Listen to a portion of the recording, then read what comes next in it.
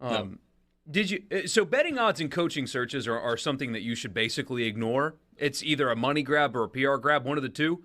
But buddy, Jeff Grimes has like gone from plus 3,000 or whatever to even odds today. The offensive coordinator at Baylor. Is there a single Auburn fan, if Jeff Grimes was hired to be their next head coach, would be like, yes, we are on our way. Not to say that it wouldn't end up going well, but that's not a winning the press conference hire. Nope. Nah. And Matt Rhule's fascinating to me too, because and who knows, right? Who knows who they're going to zero in on first? As we talked about yesterday, there are people that think you just start one candidate at a time. Like, they're going to go on Lane Kiffin and wait for him to say yes or no, and if he says no, they go to the next guy. No, they're going to talk to like 7, 8 people or something like that. If you're doing it right, you talk to multiple candidates. But let's say Matt Rhule's receptive, because it sounds like he wants to get right back into coaching. And yes, he's got a $40 million buyout from the Panthers, but it's got a mitigation clause. So if he's coaching, his salary gets applied to the buyout, as it should. So that would stop me from coaching, maybe forever, $40 million. But those guys aren't wired like that, especially if you can get Auburn to give you 60 guaranteed. Well, you're $20 million richer, right? But if Matt Rhule is a guy that you want, don't you want to move very fast so he can build a recruiting class and do all of that right away? Because the early signing day is a month and 10 days away. Yeah, it's fast. It's fast. The calendar has changed some. So that's somebody I'm curious about. If he, and reportedly has expressed interest or whatever that means.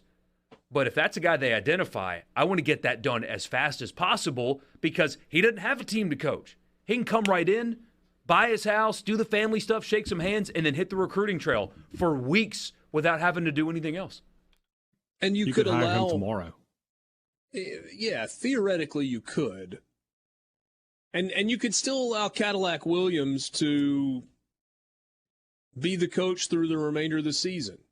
And say, look, I mean, yeah, Matt Rhule, you want to go in and you want to meet these guys and you may want to watch some practices, but we're going to have you stand clear, right? We're going to let Cadillac do his thing. You know, he's one of us. He's a former All-American. He's beloved by this team. This team's gone through enough turmoil. We're not going to rock the boat there. We want your focus to be on recruiting strategy and transfer portal and meeting people and helping people understand the need for NIL and getting up to speed on NIL yourself because it's changed since you were coaching college. That's where your focus needs to be for the next month. Yeah, he needs to come in and you see the roster and you feel like you have to identify who do we not want to go to the portal? Who would we like to keep here at Auburn? Having a coach that quickly would go a long way, I think, in doing that. And then, like you said, you got a guy who could spend his day from sun up to sundown just recruiting and not worrying about anything else. Yeah. What about Deion Sanders? I have talked to a couple of people that say that is real, that Auburn is going to explore that. Bruce Feldman writes, the biggest wild card in this search is also a head coach in the Deep South, but he's running an FCS program, Jackson State's Deion Sanders. The 55-year-old is 19-2 the past 2 seasons and was honored with the Eddie Robinson Award as the season's top FCS coach a year ago. Upgraded that roster dramatically and landed big-name recruits who probably never would have thought of going to Jackson State. Travis Hunter obviously leading the way as the number 1 recruit in the country. No one has a presence like he does. Co-star with Nick Saban and insurance company commercials. The only guy that came out looking good in the NIL Jimbo Nick dust-up a year ago. And the expectation is that Auburn's going to talk to him. There is, okay, so the opposite of Jeff Grimes, where I said, you absolutely are not winning a press conference. You hired Deion Sanders at Auburn, and you were the largest victor in the history of the free world in the press conference. Now, it has to happen after that, but in terms of right away, you didn't just win the press conference. You delivered the most dominating performance in the history of the world of press conferences if Deion Sanders is who you hire. And I still think people are ignoring the record, too. I can't tell you the number of people that I've seen say, oh, well, he's a bad coach. He wouldn't be ready for this level. You keep saying that while ignoring the record. Look at his record. 19-2. An incompetent coach having Travis Hunter or not as a freshman does not go 19-2. Doesn't happen. He recruited Travis Hunter, too. It didn't just show up. And call me crazy. I think this is a very soft take, if we're being honest. Of all the candidates they have, he would recruit the best immediately. Yes. Yes. I mean, he and Lane Kiffin are the two. But I think the star power that he would get is different than any other coach. I think that even as great as Kiffin was in the portal this past year, Deion would be a lot better in the portal at a place like Auburn. He would get a lot of the top guys that are in the portal. Yeah. People underestimate him. I don't understand how you can do it. Every player that hits the portal would immediately field their phone call from Auburn. Every single one, if they got one, would take the call and be interested because of him. And if you dismiss that, I think you're ignoring the obvious, honestly.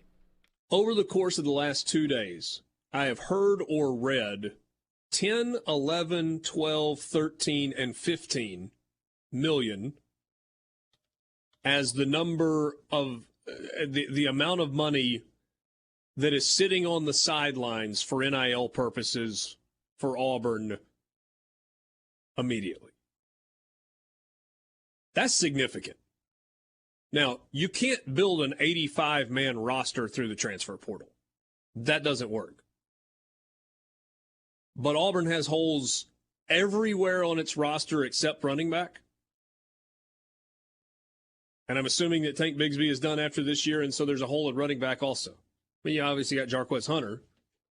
And he's one of those, Ed, that you would say, when you evaluate your current roster, who have you got to keep from entering the transfer portal? He qualifies there. But if you say, hey, Deion, you got to hit the ground running. You've got to rebuild a roster. You've got to build a culture. And, oh, by the way, here's $12 million on the side to aid in that process. I think the results would be impressive. And Tim and Ridgeland's got a great point. Auburn's extremely close to Atlanta, right? So is Kirby Smart in Georgia. But what do you think the reception would be for parents in the Atlanta area when primetime walks into their living room? Every one of the dads had a Deion Sanders jersey, either a Braves jersey or a Falcons jersey. One of the two. See, I don't understand this message. Cody in Tupelo makes an extremely definitive statement. He says Auburn eliminated Hugh Freeze, Lane Kiffin, Dan Mullen, and Deion Sanders when they hired Cohen. He will not hire those guys, not his type of guys. One, Cody, and forgive me for being presumptive, I don't think you know John Cohen well enough to definitively make that statement. And two, I just think you're wrong. I think you are underestimating the ability to be an adult and recognize that that may not be my favorite person in the world. They don't have to be. We got to have a working relationship, and they need to win. It seems unlikely to me that John Cohen would hire Dan Mullen. Those other three names, I think you are way. I just kind of gave you a matter-of-fact, understated answer. And, Borky, maybe that's what you were getting to somebody said, what kind of contract would Auburn have to offer Lane Kiffin for him to go? And I said 8 years and $100 million. I said 8 to 9. My thought is 8 and 100. What's that? $12 million a year? $13 million a year? 12 and some change, yeah. A big number. Yeah. Does Big it have number. to be fully guaranteed, in your opinion? I think so. Mostly. I mean, I think Brian Kelly's contract was, 80 or 90% guaranteed, but then there was some incentive in there that allowed it to get to fully guaranteed. There you go. It's a start over, though. Like, I completely get why it would be attractive to Auburn. Clearly, he has had success at Ole Miss. But to me, the reason that Lane Kiffin would be most attractive to Auburn is he has proven the ability to navigate his way in and through the transfer portal, maybe better than any coach in America. Lincoln Riley would be the other. Lincoln Riley also brought his quarterback with him. Barring a waiver, Lane can't do that. That is correct. Could bring Altmaier. Who was worse off? Ole Miss when Kiffin arrived there, or Auburn today? Ole Miss. Ole Miss had a quarterback, though.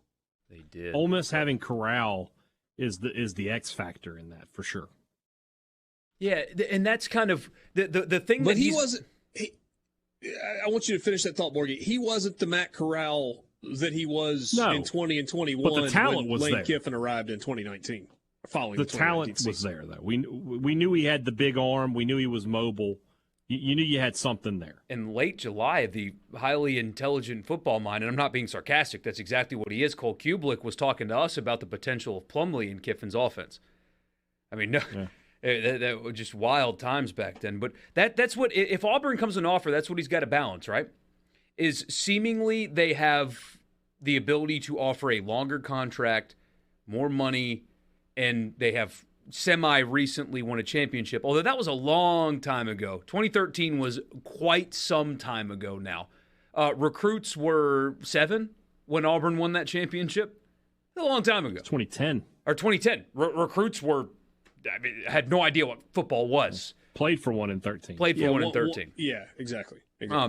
So Auburn's got advantages, right? They do. But as you mentioned, it's a rebuild. And Ole Miss, in the short term, I think provides him a better opportunity to stay in the top of mind when either the college football job comes open, like in Ohio State or in Alabama, or that job, or the NFL possibly comes open. Because next year, you mentioned he's got the quarterback, got an elite level running back, as it turns out, returning both of his offensive tackles, bunch of bodies on defense. Ole Miss 2023, unfortunately they get Georgia on the schedule, is going to be as hyped as an Ole Miss team has been since I've lived here. And I know in the Hugh Freeze era they had it, but remember there was a cloud. Shoot, Ole Miss is really good, but that's what everybody said. Ooh, this Ole Miss team could be good, but there was always a but. There's not going to be a but for Ole Miss next year. They return a quarterback and the guy that's going to be preseason All-SEC running back next year. And so, do you risk... If Kiffin goes to Auburn. Well, he could bring... Judkins is going with. But not quarterback. So you could stay top of mind with a roster that would be more prepared to win immediately than that of Auburn. And by the way, Ole Miss is going to give him a 7-figure raise. And also, the 4-year contract thing is real, but there are workarounds. There are things that they can do with the foundation and stuff to make it, more like a 6-year? So it's not like they're hard capped at 4. They can manipulate things to make it longer than that. So those are the things he's got to weigh. Does he want to be top of mind, or is Auburn a destination that he's good with being there for a while without the opportunities given to go somewhere else? I don't know. It's what he's got to weigh. But this version of his Ole Miss team next year is in a far better place to win than the Auburn team he'd take over. Oh, yeah. Yeah, I mean... And do you want the Arizona Cardinals to call you next year? Maybe that's not the best example because they hired a college coach, but Do you want the 7 NFL jobs that are going to come open next year to consider you?